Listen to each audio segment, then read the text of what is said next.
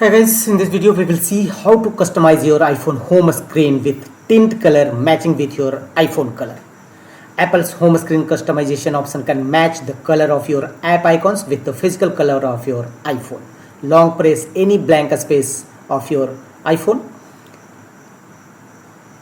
and choose the edit button against top left corner. Tap on edit. Here choose customization. Tap on it. Here at the bottom of the page you will find 4 options: default, dark, light and tint. So if you choose light color, dark color or default, then various changes you will see. But if you choose tint, tap on tint option and here you will find a color feature.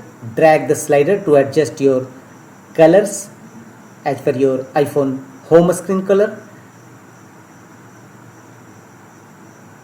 Adjust by drag the slider left to right and its matching color just beyond this.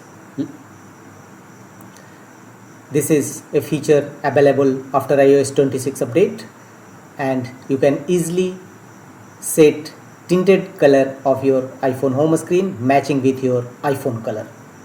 So simply adjust the color as per your choice and finally tap on done from the top right corner.